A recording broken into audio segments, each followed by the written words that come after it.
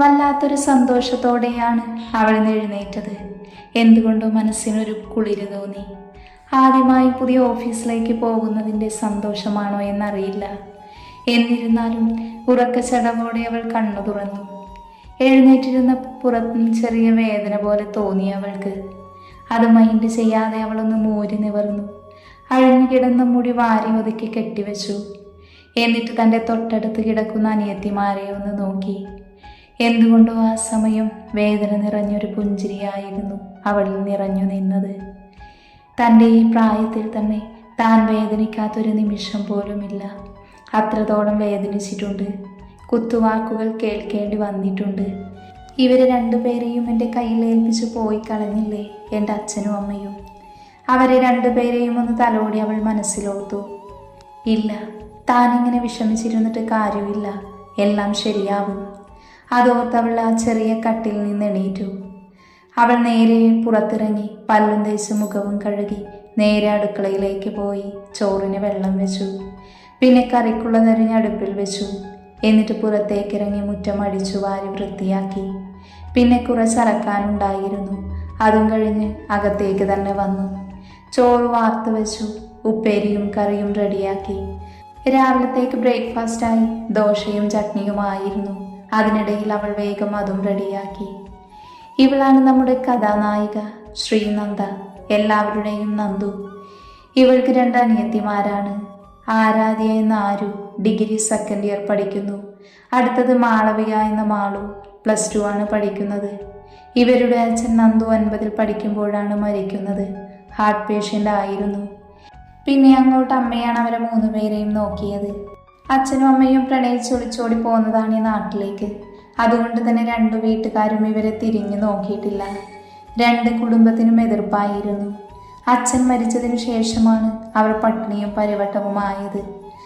അമ്മ വീട്ടുജോലി ചെയ്തും വേറെ എന്തെങ്കിലും കൂലിപ്പണി ഉണ്ടെങ്കിൽ അതിന് പോയിട്ടൊക്കെ ആയിരുന്നു ഇവരെ പിന്നെ അങ്ങോട്ട് വളർത്തിയത്. പെട്ടെന്നാണ് അമ്മയ്ക്കും അസുഖം വന്നത്. ഹോസ്പിറ്റൽ കൊണ്ടുപോയപ്പോഴാണ് ക്യാൻസറാണ് എന്നറിഞ്ഞത്. അപ്പോഴേക്കും വൈകിയിരുന്നു. ലാസ്റ്റ് സ്റ്റേജ് ആയതുകൊണ്ട് തന്നെ കൂടുതൽ കാലമൊന്നും അമ്മയും നിന്നില്ല.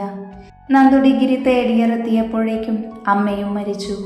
അതിനുശേഷം അവിടെ നിന്ന് അങ്ങോട്ട് അനിയത്തിമാരെ പഠിപ്പും അവളുടെ പഠിപ്പും ഒരു വിധത്തിലാണ് കഴിഞ്ഞു പോയത്. ഡിഗ്രി കഷ്ടിച്ച് നന്ദു ഫുള്ളാക്കിയെന്ന് പറയാം. പിന്നെ അങ്ങോട്ട് ഒരു വാശിയായിരുന്നു അനിയത്തിമാരെയെങ്കിലും പഠിപ്പിച്ച് അവർക്കിഷ്ടമുള്ള ജോലി വാങ്ങിക്കൊടുക്കണമെന്നത്. അതുകൊണ്ട് തന്നെ ഡിഗ്രി കഴിഞ്ഞ് നന്ദു ഒരു ഷോപ്പിൽ സെയിൽസ് ഗേളായി കയറി. അവിടെ നിന്ന് അതിലെ മാനേജർക്ക് നന്ദുവിൻ്റെ കാര്യങ്ങളൊക്കെ അറിഞ്ഞപ്പോൾ സങ്കടം തോന്നി. അവരുടെ ഓഫീസിലേക്ക് നേരിട്ട് റെക്കമെൻഡ് ചെയ്തതായിരുന്നു. അങ്ങനെ ഇന്നു മുതൽ ആ ഓഫീസിലേക്ക് പോവാനുള്ള തിരക്കിലാണ് നന്ദു. അങ്ങനെ നന്ദു അവൾക്കും അനിയത്തിമാർക്കും ചോറും കറികളും പാത്രത്തിലാക്കിയെടുത്തു. വെള്ളവും എടുത്ത് മേശപ്പുറത്ത് വെച്ചു. അതിനുശേഷം അവളൊന്ന് ഫ്രഷായി. ഒരു ടോപ്പും ലെഗിനുമായിരുന്നു വേഷം. കണ്ണിൽ നന്നായി കരിമഷി എഴുതി. മുടി നന്നായി കെട്ടിവെച്ചു. ഒരു പൊട്ടും തൊട്ടു. അവൾ നേരെ മുറിയിൽ പോയി ഉറങ്ങിക്കിടക്കുന്ന അനിയത്തിമാരെ പതിയെ വിളിച്ചുണർത്തി. എന്നിട്ട് അവരോടും ഫ്രഷാവാൻ പറഞ്ഞു. അനിയത്തിമാരാണെങ്കിലും കുറച്ച് വയസ്സിന് മാറ്റമുള്ളൂ എങ്കിലും അവൾ തൻ്റെ മക്കളെ പോലെയായിരുന്നു അവരെ നോക്കിയിരുന്നത്. അവരാണ് നന്ദുവിൻ്റെ എല്ലാം. അവർക്ക് വേദനിച്ച നന്ദുവിനെ സഹിക്കില്ല.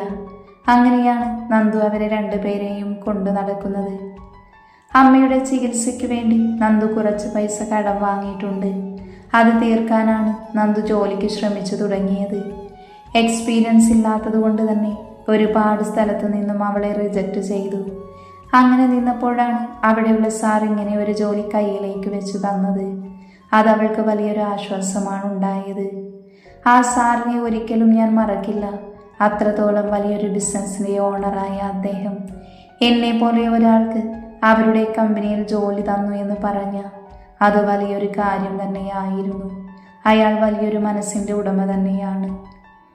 ഇതേ സമയം മറ്റൊരിടത്ത്, ഡാനി, എന്താടാ, നിന്നെ അങ്കിൾ വിളിക്കുന്നു. ഓഫീസ് റൂമിൽ ചെല്ലാൻ പറഞ്ഞു. നീ കുറേ ആയില്ലേ ഈ ഓഫീസിലേക്ക് വന്നിട്ട്. ഇനി നിന്നോട് ഈ ഓഫീസ് നോക്കി നടത്താൻ പറയാനാണെന്ന് തോന്നുന്നത്. ശരിയാടാ, ഞാനൊന്ന് ഫ്രഷായിട്ട് ഇപ്പോൾ വരാം. നീ വെയിറ്റ് ചെയ്യ് സാം. അതും പറഞ്ഞ് ഡാനി കുളിക്കാൻ പോയി. കുളി കഴിഞ്ഞതും ഡാനി വേഗം വേഷം മാറി. ബ്ലാക്ക് ജീനും വൈറ്റ് ഷർട്ടും ഇട്ടു. നല്ല വെളുത്ത നിറമാണവൻ. വെൽ മെയിൻറ്റൈൻ ചെയ്ത ജിം ബോഡിയാണ്. പോരാത്തതിന് പൂച്ചക്കണ്ണും. വൃത്തിയിൽ വെട്ടിയൊതുക്കിയ താടിയും മുടിയും. മുടിയുടെ ഒരറ്റം അവൻ്റെ നെറ്റിയിലേക്ക് പാറി വീഴുന്നുണ്ട്. ചിരിക്കുമ്പോൾ മാത്രം തെളിയുന്ന കവിളിലെ നുണക്കുഴി അവൻ്റെ ഭംഗി എടുത്തു കൂട്ടുന്നതായിരുന്നു. എങ്കിലും സ്ഥായിഭാവം കലിപ്പാണ്. വില കൂടിയ വാച്ചും കെട്ടി കഴുത്തിലൊരു പ്ലാറ്റിനം ചെയിനും. പെർഫ്യൂമിൻ്റെ ഗന്ധം ആ മുറിയിലാകെ നിറഞ്ഞിട്ടുണ്ട്. വൈറ്റ് സ്നിക്കേഴ്സ് ഷൂസും ഇട്ട് കണ്ണാടിയിൽ ഒന്നുകൂടെ നോക്കി അവൻ പുറത്തേക്കിറങ്ങി. ഇതാണ് നമ്മുടെ കലിപ്പൻ നായകൻ, ഡാനിയൽ ഡേവിഡ് ജോർജ്. ജോർജ് കുര്യൻ്റെയും സാറ ജോർജിൻ്റെയും ഒരേ ഒരു മകൻ. എബ്രോഡ് പഠനം പൂർത്തിയാക്കിയപ്പോൾ നാട്ടിൽ സെറ്റിലാവാനാണ് ചെക്കൻ്റെ പരിപാടി. ഇവിടുത്തെ കമ്പനിയിൽ എന്തൊക്കെയോ തകരാറ് കണ്ടതുകൊണ്ട് ജോർജ് ഇങ്ങോട്ടേക്ക് മാറ്റിയതാണ് ഡാനിയെ. ഡാനി നേരെ പോയത് അമ്മച്ചിയുടെ അടുത്തേക്കായിരുന്നു. ജോർജ് കുര്യൻ്റെ അമ്മ മേരി കുര്യൻ. എൻ്റെ മേരിക്കുട്ടി എഴുന്നേറ്റില്ല ഇതുവരെ? അമ്മച്ചിയുടെ താടിയിൽ പിടിച്ചു കൊഞ്ചിച്ചുകൊണ്ട് ഡാനി ചോദിച്ചു.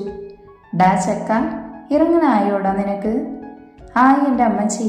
അതിനു മുന്നേ എൻ്റെ മേരിക്കുട്ടിയെ കണ്ടിട്ട് പോകാമെന്ന് കരുതി. അമ്മച്ചിയുടെ അരികിൽ കട്ടിലിൽ ഇരുന്നുകൊണ്ട് അവൻ പറഞ്ഞു. അമ്മച്ചി ഇപ്പം കുറച്ചായിട്ട് കിടപ്പിലാണ്, എഴുന്നേറ്റ് നടക്കാൻ കഴിയില്ല. കഴിച്ചോ നീ? ഇല്ല, ഞാൻ കഴിക്കാൻ പോവുക. അമ്മച്ചി കഴിച്ചോ? മെഡിസിൻ കഴിച്ചോ അമ്മച്ചി? അതൊക്കെ കഴിഞ്ഞു എൻ്റെ താന്തോന്നി. അവർ വാത്സല്യത്തോടെ അവൻ്റെ മുടിയിൽ തലോടി. ശരി അമ്മച്ചി, ഞാൻ പോവാ. ഇനിയും നിന്നാൽ വൈകും. പോയിട്ട് വന്നിട്ട് വരാമേ. അവൻ എണീറ്റ് അവരുടെ കവിളിൽ അമർത്തി ചുംബിച്ചു. എന്നിട്ട് നേരെ ഡൈനിങ് ഭാഗത്തേക്ക് പോയി. അപ്പോഴാണ് പപ്പ വിളിച്ചതിനെ പറ്റി അവൻ ഓർത്തത്. അവൻ നേരെ ഓഫീസ് റൂമിലേക്ക് പോയി. പപ്പ. ആഹാ, നീ വന്നു ഡാനി. ഇന്നിവിടുത്തെ ഓഫീസിലെ നിന്റെ ആദ്യത്തെ ദിവസമാണ്. കൂടെ നിന്ന് ചതിക്കുന്നവരെ നിനക്ക് കണ്ടെത്താൻ സാധിക്കണം. കഴിഞ്ഞ കുറച്ച് മാസമായി നമുക്ക് കിട്ടേണ്ട ടെൻഡറെല്ലാം കൃത്യമായി ജയം ഗ്രൂപ്പിന് കിട്ടുന്നു. അതിൽ തന്നെ ഒരു കള്ളത്തരമുണ്ട്. സോ നിന്നെ കൊണ്ട് കഴിയും അത് കണ്ടുപിടിക്കാൻ. പിന്നെ മോനെ ജെനി, അവളുടെ കാര്യം എങ്ങനെ? നിന്റെ തീരുമാനത്തിൽ വല്ല മാറ്റവുമുണ്ടോ? പപ്പ, ഞാൻ പറഞ്ഞിട്ടുണ്ട് ആ പന്ന മോളെപ്പറ്റി എന്നോട് പറയരുതെന്ന്. എനിക്കിഷ്ടമല്ല അവളെ. അവളെക്കുറിച്ച് എന്നോട് പറയുന്നതും എനിക്കിഷ്ടമല്ല. പണ്ടെപ്പോഴോ ഒരു ഇഷ്ടം തോന്നി. But it's not love. പണമാണ് അവൾക്ക് വേണ്ടതെന്ന് മനസ്സിലായ നിമിഷം തന്നെ ഞാൻ വെറുത്തുപോയി, സ്ത്രീ എന്ന വർഗത്തിനോട് തന്നെ. മോനെ കൂൾ, നീ ദേഷ്യപ്പെടേണ്ട. ഞാൻ പറഞ്ഞു എന്നുള്ളൂ. അവളുടെ പപ്പ ഇന്നലെ വിളിച്ചപ്പോഴും എന്നോട് ചോദിച്ചു. പിന്നെ നിന്റെ മമ്മയുടെ കാര്യം അറിയാലോ. ഏട്ടൻ്റെ മോളെ കൊണ്ട് തന്നെ നിന്നെ കെട്ടിക്കൊള്ളൂ എന്ന് പറഞ്ഞാണ് അവൾ നിൽക്കുന്നത്. ഇന്നു മുതൽ ഇനി കുറച്ച് ദിവസം ജെനി ഇവിടെയാണല്ലോ താമസം. എല്ലാം നിന്റെ മമ്മയുടെയും അവളുടെ ആങ്ങളുടെയും തീരുമാനമാണത്രേ. ജോർജ് കുറച്ച് ദേഷ്യത്തിൽ തന്നെ പറഞ്ഞു. അത് കേട്ട് ഡാനി ദേഷ്യത്തിൽ കസേരയിൽ നിന്ന് എഴുന്നേറ്റു. അവൻ ദേഷ്യം കടിച്ചമർത്തി നിൽക്കുവാണെന്ന് ജോർജിന് മനസ്സിലായി. ഡാ, നിന്റെ ലൈഫാണ്, ഞാൻ നിന്നെ നിർബന്ധിക്കില്ല. പക്ഷെ വിവാഹം അതുണ്ടായല്ലേ പറ്റൂ. പപ്പ, ഇപ്പം എൻ്റെ മനസ്സിൽ വിവാഹം എന്നൊരാലോചനയില്ല. അങ്ങനെ ഒരു കാര്യം ആരും എന്നോട് പറയരുത്. എന്നെങ്കിലും എനിക്ക് വിവാഹം കഴിക്കണമെന്ന് തോന്നുകയാണെങ്കിൽ ഞാൻ തന്നെ എൻ്റെ പെണ്ണിനെ കണ്ടുപിടിച്ചോളൂ. നിങ്ങളാരും അതിന് ബുദ്ധിമുട്ടേണ്ട. ഇത് മമ്മയോടൊന്ന് പറഞ്ഞു കൊടുക്കണം പപ്പ. അവനൊരു താക്കീതോടെ പറഞ്ഞുകൊണ്ട് ഇറങ്ങിപ്പോയി. ജോർജ് ഒരു നിമിഷം ഡാനി ദേഷ്യത്തോടെ ഇറങ്ങിപ്പോയത് നോക്കി കസേരയിൽ ചാഞ്ഞിരുന്നു. പണ്ട് ഡാനി ഇങ്ങനെയൊന്നും അല്ലായിരുന്നു. അവനൊരുപാട് ഇഷ്ടമായിരുന്നു ജെനിമോളെ. ജെനിഫർ തോമസ് സാറയുടെ സഹോദരൻ്റെ മകളാണ്. പക്ഷേ അന്ന് ജെനിക്ക് ഡാനിയെ അത്രയ്ക്ക് ഇഷ്ടമല്ലായിരുന്നു. കാരണം ഇത്രയ്ക്ക് വിദ്യാഭ്യാസമില്ല, പൈസയില്ല, അങ്ങനെ ഒന്നിനും കൊള്ളാത്ത അവനായിരുന്നു ജെനിയുടെ മനസ്സിൽ. അവൻ്റെ പ്രണയം തുറന്ന് പറഞ്ഞപ്പോൾ അവൾ പുച്ഛത്തോടെയായിരുന്നു നിന്നിരുന്നത്. പോരാത്തതിന് എല്ലാവരുടെയും മുന്നിൽ വെച്ച് അവൾ ഡാനിയെ കളിയാക്കി. ഒന്നിനും കൊള്ളാത്തവനെന്നും പൈസയില്ലാത്തവനും എന്നൊക്കെ പറഞ്ഞ് ജെനിയുടെ കളിയാക്കൽ അവനെ നന്നായി തന്നെ നോവിച്ചിരുന്നു. അവിടെ നിന്നാണ് അവൻ്റെ മാറ്റം. പിന്നെ അങ്ങോട്ട് അവളുടെ മുന്നിൽ ജയിക്കണമെന്ന ഒറ്റ ചിന്ത മാത്രമായിരുന്നു ആ 19 വയസ്സുകാരൻ്റെ മനസ്സിൽ. പിന്നെ കണ്ടത് മുഴുവൻ വാശിയായിരുന്നു. പിന്നീട് ഒരിക്കൽ പോലും അവൻ ജെനിയുടെ ഭാഗത്തേക്ക് നോക്കിയിട്ട് പോലുമില്ല. ഇപ്പം ജെനി അവൻ്റെ പിന്നാലെയാണ്. കാരണം അത്രയും നല്ലൊരു പൊസിഷനിലാണ് അവനെത്തിയത്. പോരാത്തതിനെ കാണാൻ തന്നെ വല്ലാത്തൊരു സ്റ്റൈലാണ്. ഏതു പെണ്ണുമെന്ന് നോക്കിപ്പോകുന്ന ജിം ബോഡിയും വശ്യമായ ചിരിയും ആരെയും നേരിടാനുള്ള ധൈര്യവും ദേഷ്യവും അങ്ങനെ എല്ലാം കൂടി ചേർന്നൊരു ഡെവിളാണ് ഡാനിയൽ ഡേവിഡ് ജോർജ്. ജോർജ് ഒരു നിലവിളിപ്പോടെ ഓർത്തുപോയി. ഡാനി നേരെ ഡൈനിങ് ഏരിയയിലേക്ക് വന്ന് കസേരയിലേക്ക് ഇരുന്നു. സാം അവനടുത്ത് തന്നെ വന്നിരുന്നു. സാം ജോസഫ്, ഡാനിയുടെ ഒറ്റ ചങ്ക്. അവൻ പറഞ്ഞാൽ മാത്രമേ ഡാനി കേൾക്കത്തുള്ളൂ. സാം എപ്പോഴും ഡാനിയുടെ കൂടെ തന്നെയാണ് ഉണ്ടാവുക. അപ്പോഴേക്കും സാറ് വന്ന് ഡാനിക്ക് ഫുഡ് വിളമ്പിക്കൊടുത്തു. അതുപോലെ തന്നെ സാമിനും. മോനെ, ഞാൻ പറഞ്ഞത് എന്തായി? ജനിമോൾ ഇന്നോ നാളെയോ വരും. ഇനി കുറച്ച് ദിവസം ഇവിടെ ആയിരിക്കും അവള്. മമ്മ മതി, ഇനി എനിക്ക് കേൾക്കണ്ട. എത്ര ദിവസമായി ഞാൻ പറയുന്നു, ആ പിശാചിനെ കുറിച്ച് കേൾക്കുന്നത് പോലും എനിക്ക് വെറുപ്പാണെന്ന്. പിന്നെന്തിനാ എപ്പോഴും ആ പന്നമോളെ കുറിച്ച് എന്നോട് പറയുന്നത്?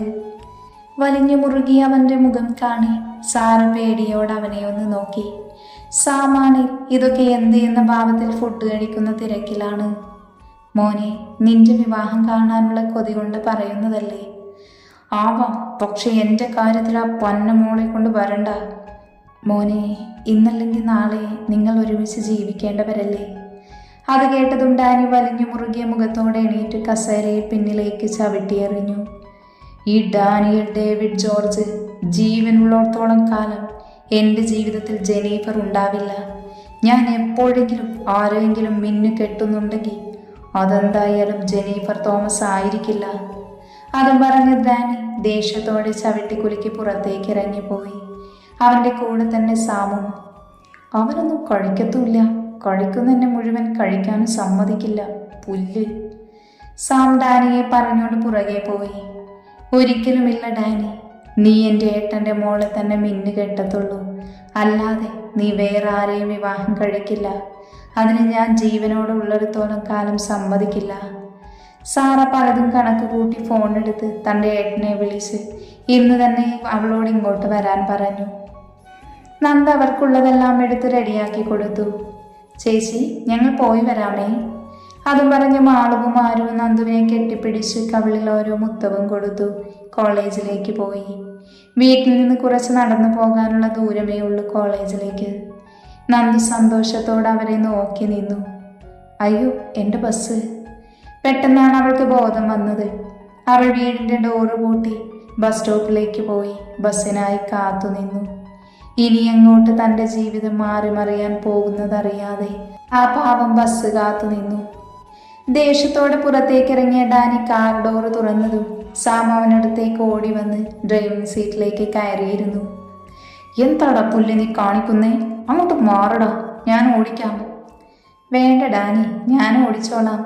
നിന്റെ ഇപ്പോഴത്തെ ഈ ദേഷ്യത്തിന് വണ്ടി ഓടിച്ച് ഓഫീസിലെത്തില്ല, അങ്ങ് പരലോകത്തേക്കേ എത്തൂ. എനിക്ക് കുറച്ചു കാലം കൂടെ ജീവിക്കണടാ, എൻ്റെ ജീവനിൽ എനിക്ക് കൊതിയുണ്ട്. സാം കൈകൂപ്പി പറഞ്ഞു. അത് കേട്ട് ദേഷ്യം സഹിക്കാൻ കഴിയാതെ ഡാനി ഡോർ ശക്തമായി അടച്ച് ദേഷ്യത്തിൽ കോ ഡ്രൈവിംഗ് സീറ്റിലേക്ക് കയറിയിരുന്നു. പറ്റുന്നില്ല സാം, എനിക്ക് അവളോട് ക്ഷമിക്കാൻ കഴിയുന്നില്ല. വെറുപ്പാണ് എനിക്ക് അവളോട്. കാണുന്നത് തന്നെ എനിക്കിഷ്ടമല്ല. പന്നമോളിപ്പോൾ എന്നെ വിടാതെ പിടിച്ചിരിക്കുക. അവളും അവളുടെ ഒരു തന്തയും എന്നെ ഒരുപാട് അപമാനിച്ചിട്ട് എന്നെ പുച്ഛിച്ച് പോയവളാണവൾ. എന്നിട്ടിപ്പോൾ എനിക്കെല്ലാം വന്നപ്പോൾ എൻ്റെ പുറകെ പട്ടിയെ പോലെ നടക്കുക. അവർക്ക് നാണമില്ലേ? അന്ന് അവൾ കാണാത്ത എൻ്റെ പണവും സമ്പത്തും ഇന്നെൻ്റെ കയ്യിലുണ്ട്. അതുകൊണ്ടാണ് അവൾ ഇപ്പോഴും എൻ്റെ പുറകെ ഇങ്ങനെ നടക്കുന്നത്. നാണം കെട്ടവൾ. ഡാനി ഡാഷ്ബോർഡ് ഇടിച്ചുകൊണ്ട് പറഞ്ഞു. അത് കണ്ടതും സാം നെഞ്ചിൽ കൈവച്ചു. എൻ്റെ പൊന്നു ഡാനി, നീ ഈ കാറ് പൊളിക്കുമോ? അതിന് മറുപടിയായി കലിപ്പിലൊരു നോട്ടമായിരുന്നു. ഡാ, നീ ഞാൻ പറയുന്നത് കേൾക്കുമോ? നിനക്ക് മറ്റൊരു വിവാഹത്തിനെക്കുറിച്ച് ചിന്തിക്കാൻ പറ്റാത്തത് എന്തുകൊണ്ടാണ്? അവളെ നിനക്കെന്തായാലും ഇഷ്ടമല്ല. അപ്പോൾ മറ്റൊരു പെൺകുട്ടിയെ ജീവിതത്തിലേക്ക് കൊണ്ടുവന്നുകൂടെ നിനക്ക്? അപ്പോൾ പിന്നെ ജെനീഫറിൻ്റെ ശല്യം ഉണ്ടാവില്ലല്ലോ. പിന്നെ അവൾക്കതൊരു ഉത്തരവുമാകും. സാം അത് പറഞ്ഞ് ഡാനിയെ ഒന്ന് നോക്കി. ഇല്ലടാ, ഒരു വിവാഹം എൻ്റെ ജീവിതത്തിൽ ഉണ്ടാവില്ല. എനിക്ക് വെറുപ്പാണ് ഈ പെൺവർഗത്തോട് തന്നെ. എല്ലാവർക്കും പണവും സമ്പത്തും സൗന്ദര്യവും മാത്രം മതി. എനിക്കതൊന്നും ഇല്ലായിരുന്നപ്പോൾ ആരും ഇല്ലായിരുന്നടാ. പക്ഷേ ഇപ്പം എല്ലാവരും എൻ്റെ പിന്നാലെ നടക്കുന്നത് എൻ്റെ സമ്പത്തും സൗന്ദര്യവും എന്തെങ്കിലും ഒന്ന് കണ്ടിട്ട് തന്നെ ആയിരിക്കും. ബാംഗ്ലൂരൊക്കെ എത്രയോ പെൺകുട്ടികൾ എൻ്റെ പിന്നാലെ നടന്നിരിക്കുന്നു. അതൊക്കെ ഇവളെ പോലെ എന്തെങ്കിലും ഒരു അർത്ഥം കണ്ടിട്ടാണ്, അല്ലാതെ സ്നേഹം കൊണ്ടൊന്നുമല്ല. അങ്ങനെ ഒരാളെ കിട്ടാനും പോകുന്നില്ല. അങ്ങനെ ആരെങ്കിലും എൻ്റെ മുന്നിൽ വന്ന് പെട്ടാ പിന്നെ അവൾക്ക് ഈ ഡാനിയുടെ കയ്യിൽ നിന്നും ഹൃദയത്തിൽ നിന്നും ഒരു മോചനം ഉണ്ടാവില്ല. ഡാനി ഉറച്ച ശബ്ദത്തോടെ സാമിനോട് പറഞ്ഞു. ഡാനി, എല്ലാവരും ഒരുപോലെ ആയിരിക്കില്ല. ജെനി അങ്ങനെയാണെന്ന് കരുതി എല്ലാ പെൺകുട്ടികളും അങ്ങനെ ആയിരിക്കണമെന്നുണ്ടോടാ? സ്വത്തും സമ്പത്തും ഒന്നുമല്ലാതെ സ്നേഹത്തിന് വില കൊടുക്കുന്ന ഒരുപാട് പെൺകുട്ടികൾ ഇന്നും ഉണ്ടടാ. സാം പ്ലീസ്, ഈ ടോപ്പിക്കിനി നമുക്ക് സംസാരിക്കണ്ട. എനിക്ക് താല്പര്യമില്ല. നീ നേരെ നോക്കി വണ്ടി ഓടിക്ക്, എന്നെ കെട്ടിക്കാൻ നോക്കാതെ. പിന്നീട് സാമൊന്നും സംസാരിക്കാൻ പോയില്ല. കുറച്ചു കഴിഞ്ഞതും അവർ ജോർജ് കുരിശിങ്കൽ ഓഫ് കമ്പനീസ് എന്ന ബോർഡ് വെച്ചിരിക്കുന്ന ഒരു ബഹുനില കെട്ടിടത്തിന് മുന്നിലായി സാം വണ്ടി നിർത്തി. ഡാനി ആ നിമിഷം തന്നെ ഗൗരവത്തോടു കൂടി കാറിൽ നിന്നിറങ്ങി ഡോറടച്ച് അകത്തേക്ക് കയറിപ്പോയി. അവൻ്റെ പിന്നാലെ സാമും. എൻ്റെ കർത്താവേ, ഈ ഓഫീസിലെ കുഞ്ഞാടുകളെ നീ തന്നെ കാത്തോളണേ. ചെകുത്താനാണിപ്പോൾ അങ്ങോട്ട് കയറി പോയിരിക്കുന്നത്. സാം മേലോട്ട് നോക്കി പറഞ്ഞു. സാം ഡാനിയുടെ ചെറുപ്പം മുതലുള്ള സുഹൃത്താണ്. അതുകൊണ്ട് അവൻ്റെ എല്ലാ സ്വഭാവവും അവൻക്കറിയാം. ദേഷ്യം വന്ന് എന്താ ചെയ്യുക എന്ന് അവന് തന്നെ അറിയില്ല. അതുകൊണ്ട് ദേഷ്യമാണെങ്കിൽ കുറച്ച് സമയം ഡാനി ഒറ്റയ്ക്ക് വിടലാണ് സാമിൻ്റെ പതിവ്. കോളേജിലെല്ലാവരുടെയും മുന്നിൽ വെച്ച് ജെനി അവരെ തള്ളിപ്പറഞ്ഞതിന് ശേഷം ഡാനി എല്ലാ ദുഃഖങ്ങളും പങ്കുവച്ചത് സാമിനോടായിരുന്നു. ഒരു കാര്യവും രവി സാമിനോട് മറച്ചു വയ്ക്കാറില്ല. അന്നവൻ്റെ കൂടെ എല്ലാത്തിനും ഒപ്പം നിന്നത് സാം മാത്രമായിരുന്നു. സാമിന് അച്ഛനും അമ്മയും ഉണ്ടോ എന്ന് പോലും അവനറിയില്ല. കാരണം അവൻ ഓർമ്മ വെച്ച നാൾ മുതൽ അവനൊരു മഠത്തിലായിരുന്നു. അവിടെ ത്രേസ്യാമ സിസ്റ്ററാണ് അവനെ വളർത്തിയത്. അതുകൊണ്ട് സാമിൻ്റെ മമ്മിയെന്നും ത്രേസ്യാമയായിരുന്നു. സാമിൻ്റെ കുടുംബവും കൂടപ്പിറപ്പുമെല്ലാം ഡാനിയുമാണ്. ആരുമില്ലാത്ത സങ്കടം പണ്ട് മുതലേ ഡാനിയാണ് നികത്തിയത്. അതിനുശേഷം ഒരു നിഴൽ പോലെ ഡാനിക്കൊപ്പം എന്നും സാം ഉണ്ടാകും. ഡാനിക്ക് മറ്റാരെക്കാളും പ്രിയപ്പെട്ടതെന്നും സാം മാത്രമായിരുന്നു. നന്ദു ബസ്സിറങ്ങി ഓഫീസിലേക്ക് നടന്നു. അവൾ നേരെ റിസപ്ഷനിൽ ചെന്ന് ഓഫർ ലെറ്റർ കാണിച്ചു. റിസപ്ഷനിലെ പെൺകുട്ടി അവളോട് MDയുടെ ക്യാബിനിലേക്ക് ചെല്ലാൻ ആവശ്യപ്പെട്ടു. നന്ദു നേരെ ലിഫ്റ്റിനടുത്തേക്ക് നടന്നു. വളരെ മനോഹരമായ ഇന്റീരിയർ ആയിരുന്നു ഓഫീസിൽ. കണ്ണിന് കുളിർമയേകുന്ന ഒരു സ്ഥലം പോലെ തോന്നി അവൾക്ക്. കാരണം ഇത്രയും മോഡേൺ ഓഫീസിലേക്ക് അവൾ ആദ്യമായിട്ടാണ് ജോലിക്ക് പോകുന്നത്. അതുകൊണ്ട് തന്നെ അതിൻ്റെതായ ടെൻഷനുണ്ട് അവൾക്ക്. അവിടെവിടെയായി ഇൻഡോർ പ്ലാന്റ്സും നിറയെ ലൈറ്റ്സും ഒക്കെയായി വളരെ മനോഹരമായി എല്ലായിടവും ഡെക്കറേറ്റ് ചെയ്തിട്ടുണ്ട്. അവൾ നേരെ MDയുടെ ക്യാബിൻ പുറത്തെഴുതി വെച്ചിരിക്കുന്ന നെയിം ബോർഡ് അവൾ വായിച്ചു നോക്കി. Kurisinkal Daniel David George, CEO. George Kurisinkal group of companies ആണ്. അയാളുടെ മകനായിരിക്കും ഇയാൾ, അവൾ മനസ്സിലോർത്തു. അവൾ ചുറ്റുമൊന്ന് നോക്കിക്കൊണ്ട് അകത്തേക്ക് കയറാനായി വാതിലിൽ തട്ടി. May I come in sir? ചെറിയൊരു പേടിയോടെയാണ് നന്ദു അനുവാദം ചോദിച്ചത്. Yes, come in. ഗാംഭീര്യത്തോടെയുള്ള അവൻ്റെ ശബ്ദം കേൾക്കെ ഒരു വേള അവളൊന്ന് ഭയന്നുപോയി. അവൾ പേടിച്ചുകൊണ്ട് അകത്തേക്ക് കയറി. അവളുടെ സർട്ടിഫിക്കറ്റ്സും ഫയൽസും അവളുടെ കയ്യിലിരുന്ന് വിറക്കുകയായിരുന്നു. എന്തു കാലുകൾ പോലും ചവിട്ട് കിട്ടാത്തതുപോലെ ശരീരം വിയർത്തൊലിക്കുന്നുണ്ടായിരുന്നു എന്ന് അവൾ തോന്നിപ്പോയി. സർ, ഞാൻ ജോയിൻ ചെയ്യാൻ വന്നതാണ് പേഴ്സണൽ അസിസ്റ്റന്റ് പോസ്റ്റിലേക്ക്. ലാപ്ടോപ്പിൽ നിന്ന് മുഖമുയർത്തി നോക്കി ഡാനി അവളെ ഒന്ന്. ഒരു നിമിഷം ഡാനി ഒന്ന് തറഞ്ഞുപോയി. അത്രയും ഭംഗിയായിരുന്നു അവളെ കാണാൻ. ഒറ്റ നോട്ടത്തിൽ തന്നെ ഏതൊരാണിനെയും ആകർഷിക്കുന്ന പേടമാൻ മിഴിയും നീണ്ട ഷേപ്പുള്ള നാസികവും ചുവന്ന ചെറുപ്പഴം പോലെയുള്ള അതരവും വെളുത്ത മെലിഞ്ഞ കൊലുന്നനെയുള്ള കഴുത്തും എല്ലാം കൂടെ അവൻ്റെ കണ്ണുകൾ തിളങ്ങി. നിഷ്കളങ്കത നിറഞ്ഞൊരു സാധാരണ പെൺകുട്ടിയാണെന്ന് അവൻ ഓർത്തു. യാതൊരു സമയങ്ങളുമില്ല. നരച്ചു തുടങ്ങിയ ഒരു ടോപ്പായിരുന്നു അവളുടെ വേഷം. ആകെയുള്ളത് മുഖത്തുള്ളൊരു കറുത്ത പൊട്ടും കണ്ണിലെ കരിമിഷയും മാത്രമാണ്. കാതിലൊരു കുഞ്ഞുമൊട്ട് കമ്മലുമുണ്ട്. ഒരു നിമിഷം അവൻ അവളെ നോക്കിയിരുന്നു പോയി. പെട്ടെന്നാണ് അവൻ ഓർമ്മ വന്നത്. അവൻ്റെ മുഖം ദേഷ്യം കൊണ്ട് വലിഞ്ഞു മുറുകി. അവളിൽ നിന്നും നോട്ടം മാറ്റി ഗൗരവത്തോടെ അവളുടെ സർട്ടിഫിക്കറ്റ് കയ്യിലേക്ക് വാങ്ങി. അതിലേക്ക് നോക്കി അവൻ പറഞ്ഞു, മിസ് ശ്രീനന്ദ, ഒരു എക്സ്പീരിയൻസും ഇല്ലാതിരുന്നിട്ടും തന്നെ ഇവിടെ എടുത്തത് തൻ്റെ മാർക്കിൻ്റെ അടിസ്ഥാനത്തിലാണ്. പിന്നെ പോരാത്തതിന് എൻ്റെ പപ്പ നേരിട്ട് റെക്കമെൻഡ് ചെയ്തതുകൊണ്ടും. അതുകൊണ്ട് തന്നെ എല്ലാം ക്ലിയർ ആയിരിക്കണം. ഒന്നിലും യാതൊരു തരത്തിലുള്ള മിസ്റ്റേക്കും ഉണ്ടാവാൻ പാടില്ല. അവൻ്റെ ക്യാബിനോട് ചേർന്ന് തന്നെയുള്ള മറ്റൊരു ക്യാബിനിലേക്ക് ചൂണ്ടി നന്ദയോട് അങ്ങോട്ടേക്ക് പൊയ്ക്കോളാൻ പറഞ്ഞു. നന്ദു അങ്ങോട്ടേക്ക് പോയി. അവളുടെ പിന്നാലെ തന്നെ ഡാനിയും പോയി. ഇതാണ് മിസ് ശ്രീനന്ദയുടെ ക്യാബിൻ. ലാപ്ടോപ്പും ഫയൽസും ഒക്കെ ഇവിടെയുണ്ട്. അതിൻ്റെ ഡീറ്റെയിൽസ് പറഞ്ഞു തരാൻ ഞാൻ മറ്റൊരു സ്റ്റാഫിനെ അയക്കാം. എല്ലാം കൃത്യമായി മനസ്സിലാക്കിയിട്ട് ജോലി ചെയ്ത് തുടങ്ങിയാൽ മതി. എന്ത് സംശയമുണ്ടെങ്കിലും ആ സ്റ്റാഫിനോട് സംശയം ചോദിച്ചിട്ട് വേണം ചെയ്യാൻ. അല്ലാതെ മണ്ടത്തരം ചെയ്ത് വെക്കരുത്, കേട്ടല്ലോ? അവളെ നോക്കി താക്കിയതോടെ പറഞ്ഞവൻ അവിടെ നിന്ന് പോയി. ഡാനി തിരികെ അവൻ്റെ ക്യാബിനിലേക്ക് കയറി വീണ്ടും ലാപ്ടോപ്പിലേക്ക് നോക്കി. അപ്പോഴേക്കും അവൻ്റെ മനസ്സിൽ നന്ദുവിൻ്റെ മുഖം തെളിഞ്ഞു വന്നു. അവന് കുറച്ചു സമയം കസേരയിൽ ചാരിയിരുന്നു. അപ്പോഴും അവളുടെ നിഷ്കളങ്കമായ മുഖവും അവളുടെ പേടമാൻ മിഴിയും ചുവന്നു വിറക്കുന്ന ചുണ്ടുകളുമെല്ലാം അവൻ്റെ മനസ്സിൽ വീണ്ടും തെളിഞ്ഞു വന്നു. ആ നിമിഷം തന്നെ അവൻ ദേഷ്യത്തോടെ എണീറ്റ് അവിടെ തന്നെയുള്ള പ്രൈവറ്റ് റൂമിലേക്ക് കയറി വാഷ്റൂമിലേക്ക് പോയി. എന്നവളുടെ മുഖം മനസ്സിൽ തെളിയുന്നത്. 5 മിനിറ്റ് ആകില്ലല്ലോ അവളെ കണ്ടിട്ട്. അപ്പോഴേക്കും ഞാൻ ഇത്രയ്ക്ക് അതപ്പതിച്ചു. ഒരു പെണ്ണിനെ ഒന്ന് കണ്ടപ്പോഴേക്കും അവളെ മനസ്സിൽ കൊണ്ടു നടക്കാൻ. ഇല്ല, ഞാൻ ഡാനിയൽ ഡേവിഡ് ജോർജ് ആണ്. പെൺവർഗത്തെ തന്നെ വിശ്വസിക്കാൻ പറ്റത്തില്ല.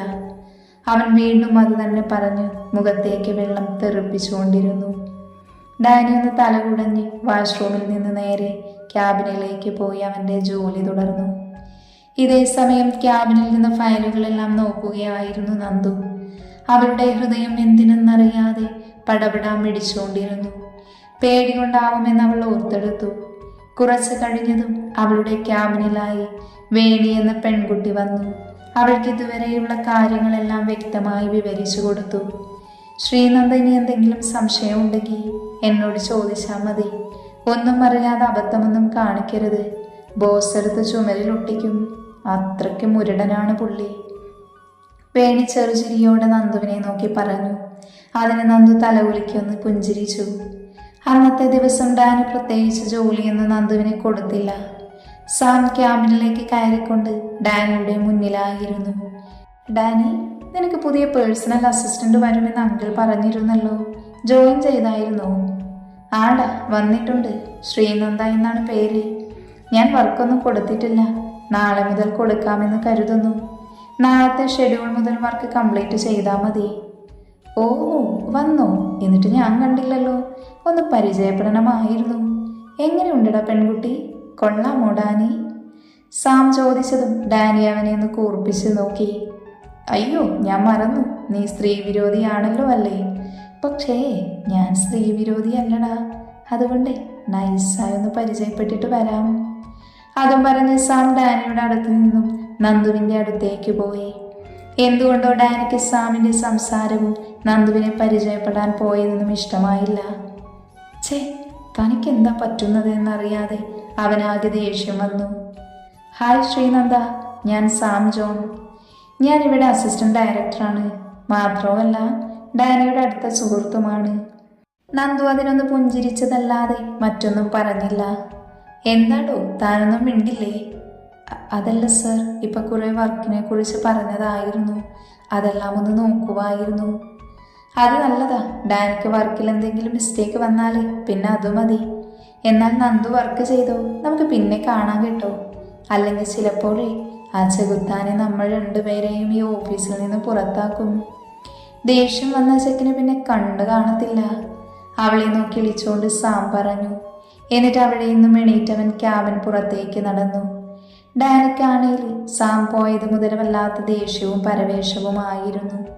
അതെന്തുകൊണ്ടാണെന്ന് അവന് മനസ്സിലാകുന്നില്ല. ഇന്ന് വന്ന് അവൾക്ക് വേണ്ടി എന്തിനാണ് താൻ ഇത്ര ടെൻഷനാവുന്നത്? അപ്പോഴാണ് സാം അങ്ങോട്ടേക്ക് വന്നത്. എന്താടാ പുല്ലേ, പരിചയപ്പെട്ടോ? സാമിനെ കണ്ടതും ഡാനി ചോദിച്ചു. ആടാ, പരിചയപ്പെട്ടു. നല്ല കുട്ടിയാണ്, കണ്ടാൽ തന്നെ അറിയാം. പാവപ്പെട്ട വീട്ടിലെ കുട്ടിയാണെന്ന്. പിന്നെ കാണാനേ നല്ല ഐശ്വര്യമുള്ള കുട്ടി. എന്ത് ഭംഗിയാണല്ലേ അവളെ കാണാൻ. ഷോ, ഹിന്ദുവായി പോയി. അല്ലെങ്കിൽ ഒരു കൈ നോക്കായിരുന്നു. സാം വിഷമത്തോടെ പറഞ്ഞു. ഡാ പൊന്ന മോനെ, എണീറ്റ് പോടാ. ഇത് ഓഫീസാണ്, അല്ലാതെ മാട്രിമോണിയല്ല. അയ്യോ എൻ്റെ പൊന്ന് ഡാനി, ഞാനൊന്നും പറഞ്ഞില്ല, നീയൊന്നും കേട്ടിട്ടുമില്ല, പോരെ. അതിന് ഡാനിയൊന്നും അമർത്തി മൂളിയതല്ലാതെ മറ്റൊന്നും പറഞ്ഞില്ല. എന്നാൽ ഡാനിയുടെ ഈ മാറ്റം സാമിന് നല്ലവണ്ണം മനസ്സിലായിരുന്നു. അല്ലെങ്കിൽ ഏത് പെൺകുട്ടികളെ കണ്ടാലും ഞാൻ ഇഷ്ടപ്പെട്ടു എന്ന് പറയാറുണ്ട് അവനോട്.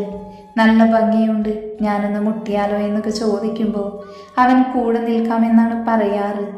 പക്ഷേ ഇതിൽ മാത്രം എന്തോ ഒരു മാറ്റമുള്ളതായി അവന് മനസ്സിലായി. അവൻ മനസ്സിലെന്തോ തീരുമാനിച്ചുകൊണ്ട് ക്യാബിനിൽ നിന്നും പുറത്തേക്ക് പോയി. കുറച്ചു കഴിഞ്ഞതും ഡാനിയുടെ ക്യാബിൻ തുറന്ന് ജെനി അകത്തേക്ക് കയറി വന്നു. അനുവാദത്തിന് പോലും നിന്നില്ലായിരുന്നു അവൾ.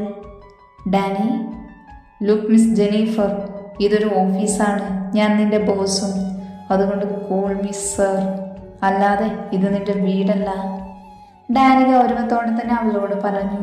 എന്നാൽ ജെനിക്ക് അവളെ താഴ്ത്തി സംസാരിച്ചത് തീരെ ഇഷ്ടപ്പെട്ടില്ല. അവൾക്ക് ദേഷ്യം വന്നെങ്കിലും അവൾ അവൻ്റെ മുന്നിൽ പിടിച്ചു നിന്നു.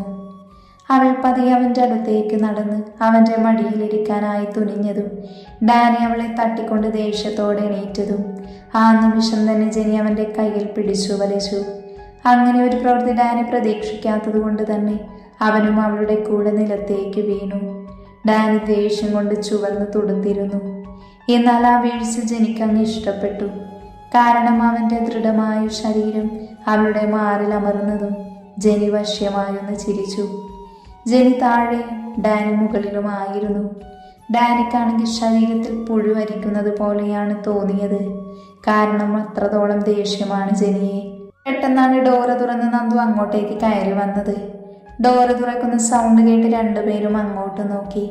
നന്ദുവിനെ കണ്ടതും ഡാനി ജെനിയിൽ നിന്നും പിടഞ്ഞെഴുന്നേറ്റു. നന്ദു ആണെങ്കിൽ അവരുടെ കിടത്തം കണ്ട് വെറുപ്പോടെ മുഖം തിരിച്ചു. ഛേ, ഇയാൾ ഇത്ര വൃത്തികെട്ടവനായിരുന്നു. സ്വന്തം ഓഫീസിൽ വൃത്തികെട്ടവൻ, നന്ദു മനസ്സിൽ ചിന്തിച്ചു. എന്നാൽ ജെനിക്കാണെങ്കിൽ ദേഷ്യമാണ് വന്നത്. അവൾ അവിടെ നിന്നും എഴുന്നേറ്റ് നന്ദുവിൻ്റെ അടുത്തേക്ക് പോയി. Do you have no common sense? ഒരു ക്യാബിനിലേക്ക് കയറുമ്പോൾ നോക്ക് ചെയ്യണമെന്ന് നിനക്കറിയില്ലേ? ജെനി നിന്ന് ചീറുവാണ്. സോറി മാം, ഞാൻ അറിഞ്ഞില്ല നിങ്ങളിവിടെ റൊമാൻസിക്കുവാണെന്ന്, നന്ദു പേടിയോടെ പറഞ്ഞു. ഓ, ഞങ്ങൾ ചിലപ്പോൾ കെട്ടിപ്പിടിച്ചെന്നിരിക്കും, ഉമ്മ വെച്ചെന്നിരിക്കും. കാരണം ഞങ്ങൾ കല്യാണം കഴിക്കാൻ പോകുന്നവരാണ്. അതുകൊണ്ട് പൊന്നുമോള് ഇനി ഇങ്ങോട്ട് വരുമ്പോൾ സമ്മതം ചോദിച്ചിട്ട് വേണം കയറാൻ, അല്ലാതെ തൻ്റെ തന്തയുടെ വകയില്ലേത്, കേട്ടോടി. ജെനി നന്ദുവിൻ്റെ നേരെ ദേഷ്യത്തോടെ അലറി. സോറി മാഡം, ഞാൻ ചെയ്തത് തെറ്റ് തന്നെയാണ്. അത് കരുതി എൻ്റെ അച്ഛനെ പറഞ്ഞാലുണ്ടല്ലോ. നന്ദു ജെനിക്ക് നേരെ വിരൽ ചൂണ്ടി ദേഷ്യത്തിൽ വിറയ്ക്കുവാണ്. അവൾക്ക് തൻ്റെ അച്ഛനെ പറഞ്ഞത് തീരെ ഇഷ്ടപ്പെട്ടിട്ടില്ല. അതും ഇതുപോലെ വൃത്തികേട് നടക്കുന്ന ഓഫീസിനെ ഉപമിച്ചുകൊണ്ട് പറഞ്ഞത്. ഡി, നീ എൻ്റെ നേരെ വിരൽ ചൂണ്ടുമോ? ജെനി വീണ്ടും അവളുടെ നേരെ അലറി. Stop it. പെട്ടെന്നാണ് അവളുടെ മേശയിൽ അടിച്ചുകൊണ്ട് ഡാനി അലറിയത്. അവൻ്റെ അലർച്ച കേട്ട് രണ്ടുപേരും ഒന്ന് ഞെട്ടിപ്പോയി. അവൻ്റെ മുഖമെല്ലാം ചുവന്ന്, കണ്ണെല്ലാം കലങ്ങി, ഞരമ്പുകളെല്ലാം വലിഞ്ഞു മുറുകിയിരുന്നു. അവന് ജെനിയെ കൊല്ലാനുള്ള ദേഷ്യമാണ് തോന്നിയത്. ജെനിഫർ, ഡാനി ദേഷ്യത്തോടെ വിളിച്ചതും ക്യാബിൻ ഡോറ് തുറന്ന് ജെനിയുടെ അച്ഛൻ കയറിയതും ഒരുമിച്ചായിരുന്നു. എന്താ ഡാനി, എന്തിനാ നീ ഇങ്ങനെ ഒച്ചയിടുന്നത്? അതിന് മാത്രം മോൾ എന്താ ചെയ്തത്? ഒന്നുമില്ല പപ്പ, ഞാൻ ഡാനിയുമായിട്ടുള്ള പ്രൈവറ്റ് ടൈമിൽ ഈ കുട്ടി കയറി വന്നു, അത് പ്രശ്നം ഉണ്ടാക്കിയതാണ്. തോമസിനെ പോയി കെട്ടിപ്പിടിച്ച് നന്ദുവിൻ്റെ മുഖത്തേക്ക് നോക്കി ജെനി പറഞ്ഞു. അപ്പോഴാണ് ഇതെല്ലാം കണ്ടു നിൽക്കുന്ന ഒരു പെൺകുട്ടിയെ തോമസ് കണ്ടത്. എന്താ കുട്ടി, എന്താ സംഭവിച്ചത്? അങ്കിൾ ഇതിൽ ഇടപെടേണ്ട, അങ്കിൾ ഇപ്പം എന്തിനാ ഇങ്ങോട്ട് വന്നത്? ഡാനി ദേഷ്യം നിയന്ത്രിക്കാൻ ശ്രമിച്ചുകൊണ്ട് പറഞ്ഞു. അതെന്താ ഡാനി, എനിക്കിങ്ങോട്ട് വരാൻ എന്തെങ്കിലും കാരണം വേണോ? ഇന്നു മുതൽ മോള് നിങ്ങളുടെ കൂടെയല്ലേ നിൽക്കുന്നത്. അപ്പം അവളെ ഒന്ന് നിന്നെ ഏൽപ്പിച്ചിട്ട് പോവാമെന്ന് കരുതി വന്നതാണ്. അതവിടെ നിൽക്കട്ടെ, ഇപ്പം നമുക്ക് ഈ പ്രശ്നം പരിഹരിക്കാം. നിന്നോടെന്തായാലും എനിക്ക് കുറച്ച് കാര്യങ്ങൾ പറയാനുണ്ട്, അത് പിന്നെ സംസാരിക്കാം. ആദ്യം ഈ കുട്ടി പറയട്ടെ എന്താ ഇവിടെ സംഭവിച്ചതെന്ന്. അയ്യോ സർ, ഞാൻ ക്യാബിൻ ഡോറ് തുറന്നപ്പോൾ ഡാനി സാറും ഈ മേഡവും താഴെ കെട്ടിപ്പിടിച്ച് കിടക്കുന്നതാണ് കണ്ടത്. അല്ലാതെ ഞാൻ വേറൊന്നും കണ്ടിട്ടില്ല. എന്നാൽ ഇത് കേട്ട് ഡാനിക്ക് ആദ്യം വിറഞ്ഞു കയറി. പൊന്ന മോളെ, ഞങ്ങൾ കെട്ടിപ്പിടിച്ചായിരുന്നു കിടന്നിരുന്നത് എന്ന് ചോദിക്കണമെന്നുണ്ടായിരുന്നു. പക്ഷെ തോമസ് നിൽക്കുന്നത് കൊണ്ട് അവൻ മുഷ്ടി ചുരുട്ടി ദേഷ്യം നിയന്ത്രിക്കാൻ ശ്രമിച്ചു. എന്നാൽ ഇതെല്ലാം കേട്ട് ജനിക്കും അവരുടെ പപ്പയ്ക്കും സന്തോഷമാണ് തോന്നിയത്. ഇനി തങ്ങളുടെ കാര്യങ്ങൾ പെട്ടെന്ന് നടത്താമല്ലോ എന്നവർ ഓർത്തു. അത് മനസ്സിൽ ചിന്തിച്ച് ജനി വീണ്ടും നന്ദുവിൻ്റെ അടുത്തേക്ക് പോയി. ഡി, നീ വേറൊന്നും കണ്ടില്ലല്ലോ അതിനു മുന്നേ നടന്നത്? നാണത്തോടെയായിരുന്നു അവൾ ലാസ്റ്റ് ചോദിച്ചത്. അത് കണ്ട് നന്ദുവിന് തൊലി ഉരിഞ്ഞു പോകുന്നത് പോലെ തോന്നി. അവൾ താഴേക്ക് നോക്കി നിന്നുകൊണ്ട് പറഞ്ഞു, ഇല്ല മേഡം, ഞാൻ നിങ്ങൾ രണ്ടും താഴെ കിടക്കുന്നത് മാത്രമേ കണ്ടിട്ടുള്ളൂ. നന്ദു അത് പറഞ്ഞതും പെട്ടെന്നാണ് ഡാനിയുടെ അലർച്ച അവിടെ മുഴങ്ങിയത്. അവൻ അലറിക്കൊണ്ട് നന്ദുവിൻ്റെ അടുത്തേക്ക് പാഞ്ഞു വന്നു. നന്ദു പേടിച്ച് രണ്ടടി പിന്നോട്ട് വെച്ചു. പെട്ടെന്ന് തന്നെ നന്ദുവിനെ തന്നിലേക്ക് ചേർത്ത് പിടിച്ചിരുന്നു അവൻ. നന്ദുവിൽ ഒരു വെള്ളിടി വെട്ടി. വന്ന ദിവസം തന്നെ ഇങ്ങനെയൊക്കെ നേരിടേണ്ടി വന്നല്ലോ ദൈവമേ, അവൾ മനസ്സിൽ വേദനയോടെ ഓർത്തു. ഡാനി, നീ എന്തിനാ കുട്ടിയോട് ദേഷ്യപ്പെടുന്നത്? അവൾ കണ്ട കാര്യമല്ലേ പറഞ്ഞത്. നിങ്ങൾക്ക് രണ്ടുപേർക്കും വീട്ടിൽ പോയി കാണിച്ചാൽ പോരെ അതൊക്കെ? ഇതൊരു ഓഫീസാണ് എന്ന ബോധമില്ലേ രണ്ടാൾക്കും? അതോ ഇവിടെ എന്തും ചെയ്യാമെന്നാണോ? തോമസ് കുറച്ച് ദേഷ്യം അഭിനയിച്ച് അവനോട് തിരക്കി. എന്നാൽ ഇതെല്ലാം കണ്ട് ആസ്വദിച്ച് നിൽക്കുകയായിരുന്നു ജെനി. അവൾ പോലും ചിന്തിക്കാതെ അവൾക്ക് വീണു കിട്ടിയ ഒരു അവസരമായിരുന്നു അത്. അത് നന്നായി ഉപയോഗിക്കാൻ തന്നെ അവൾ തീരുമാനിച്ചു. പപ്പ, ഡാനി എന്നോട് ഇഷ്ടമല്ല വെറുപ്പല്ല എന്നൊക്കെ പറയുന്നുണ്ടെങ്കിലും എന്നോട് പ്രണയമാണ്. അതവൻ അംഗീകരിച്ചു തരുന്നില്ല. എത്രയൊക്കെ ഞാൻ അവനോട് പറഞ്ഞിട്ടും അവൻ എൻ്റെ സ്നേഹം അംഗീകരിക്കുന്നതുമില്ല എന്നാണ് എനിക്ക് തോന്നിയത്. പക്ഷേ ഇന്ന് മനസ്സിലായി എന്നോട് പ്രണയമാണെന്ന്. അതുകൊണ്ടാണല്ലോ അവൻ എന്നെ ചേർത്ത് പിടിച്ചതും ചുംബിച്ചതും. പിന്നെ അപ്പോഴേക്കും ഇവൾ ഇടയിൽ കയറി വന്നു. ജെനി കണ്ണുകൾ നിറച്ചുകൊണ്ട് തോമസിനോട് പറഞ്ഞു. എന്നാൽ ഇത് കേട്ട് ഡാനിക്ക് അവളെ പച്ചയ്ക്ക് കത്തിക്കാനാണ് തോന്നിയത്. അവൻ്റെ മുഖം ദേഷ്യം കൊണ്ട് വലിഞ്ഞു മുറുകി. അവൻ്റെ നോട്ടം നന്ദുവിൻ്റെ മുഖത്തേക്കാണ്. അവളാണെങ്കിൽ തലകുനിച്ചാകെ വെപ്രാളപ്പെട്ട് നിൽക്കുകയായിരുന്നു. എന്തായാലും ഡാനി, ഞാൻ ഇന്ന് തന്നെ ഇത് നിന്റെ പപ്പയോട് പറഞ്ഞ് തീരുമാനിക്കാൻ പോവുക. വൈകുന്നേരം വീട്ടിലേക്ക് വരാൻ പറയുന്നുണ്ട്. ഡാനി, നീയും വൈകുന്നേരം വീട്ടിലേക്ക് വരണം. ഇതിലേറെ കൂടുതലൊന്നും എനിക്ക് പറയാനില്ല. ഇത്രയും പറഞ്ഞ് തോമസ് ക്യാബിനിൽ നിന്ന് പുറത്തേക്ക് ഇറങ്ങിപ്പോയി. ഒരു വിജയച്ചിരിയോടെ ജെനി അവൻ അടുത്തേക്ക് നടന്നു വന്നു. എന്നിട്ട് അവനോടായി പറഞ്ഞു, ഇനി നീ വിചാരിച്ചാൽ പോലും നിന്നെ എനിക്ക് സ്വന്തമാക്കുന്നതിൽ നിന്ന് ആർക്കും തടയാൻ കഴിയില്ല. നീ ഇനി എന്നും എൻ്റേതു മാത്രമായിരിക്കും Dani.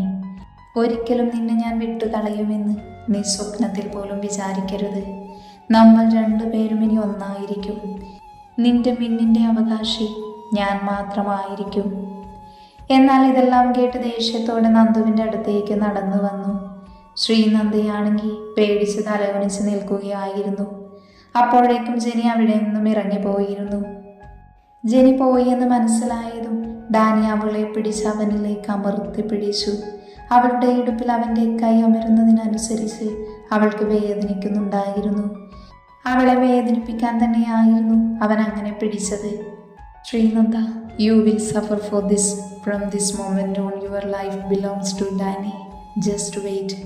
Your worst nightmare is about to begin. അവളുടെ കണ്ണിലേക്ക് ദേഷ്യത്തോടെ നോക്കി അവൻ അതും പറഞ്ഞ് ക്യാബിൻ ഡോർ വലിച്ചു തുറന്ന് പുറത്തേക്ക് പോയി.